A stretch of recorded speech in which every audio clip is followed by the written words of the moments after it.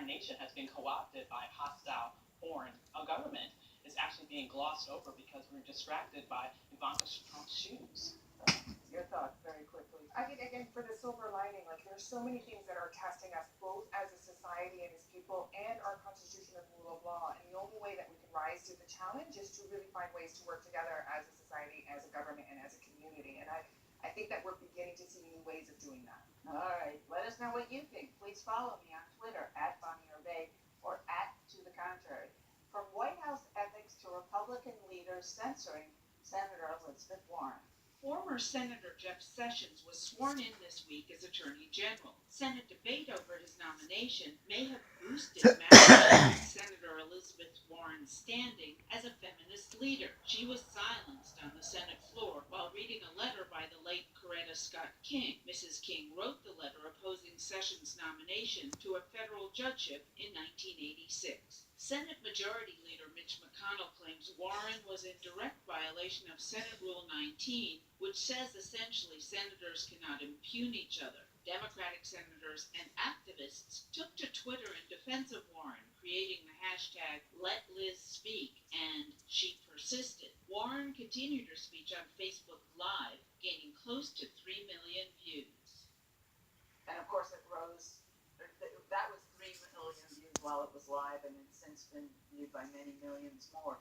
But she's on the list of potential female presidential candidates for 2020.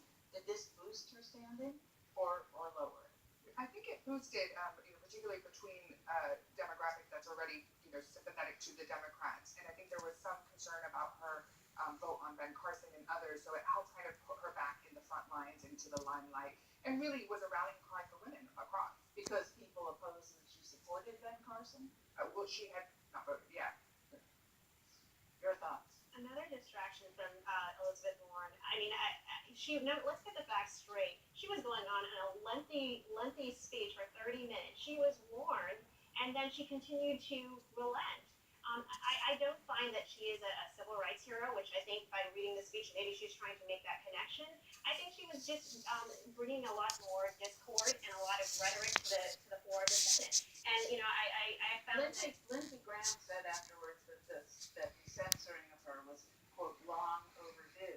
And does it look to you at all like a bunch of guys getting angry at a woman who has a mouth and uses it? Only if the 6 other female senators did not vote with the other 43 other senators to censor her because she was wrong. So, I mean, if we want to talk about female senators who disagreed with her and her diatribe, then I think, it's a fair assessment to say that she was going on too far, and she was just using it as a political platform to raise her perspective and her status. The person who is a legitimate civil rights hero is Coretta Scott King. And she was specifically interrupted reading the cover letter to Coretta Scott King's 10-page written testimony the last time that Sessions was up for nomination in terms of this federal judicial. And so, what happened here is that I take personal offense that she was stopped in relaying the very real concerns that Coretta Scott King expressed previously, which is relevant to someone who will be the highest sort of voice of law in the land moving forward. And that, to me, is what I think got a lot of people ruffled. At least I know it got me ruffled. And it's one of the reasons why people took such offense. He didn't just stop her when she was saying anything. She was specifically reading what was already in congressional record because that had already been submitted. And so one can even question even if the rule that he imposed was actually correct because she was just reading what was already in. And there were male senators after her who went to read the rest of the letter, and they weren't censored. Right, because let's go back to relaying the facts. She had originally been reading from Ted Kennedy, who called Sessions a disgrace. She was warned to stop. She went in with Coretta Scott King, and it wasn't the entire letter. That's why the male senators were allowed to read more of the letter because they picked up where she left off. They were particularly incensed by one passage where Coretta Scott King wrote that Jeff Sessions was using his office in order to keep blacks from voting, and that was the impugn. That's an interpretation, and that was what they were warned on. The male senators didn't read those sections again. That's why they were not censored. So this whole idea that it was Coretta Scott King who was censored was that passage. It wasn't her entire statement. It wasn't her entire letter. It was that passage. in her statement. The passage was in her statement. It was And, you part know, of it. It wasn't her entire statement. That's irrelevant. That's irrelevant. That it was just part. One at a one at a time. We don't have much time left. What are African Americans thinking now that Jeff Sessions is Attorney General? It's a very dangerous time because actually Coretta Scott King's letter was specifically going to his activist sort of action against voting rights, and that's something that is still under attack in America. It's also concerning because we have It several. was big in North Carolina. Absolutely. In this North past Carolina, Florida, I mean, you can just go on and on, Wisconsin. But in addition to that, we have several cities that are under consent decrees, and we have someone in office who's talking about law and order, who's talking about stop and frisk, and then we have someone in the Justice Department, which is supposed to be the last line of defense between an overreaching government and the citizens.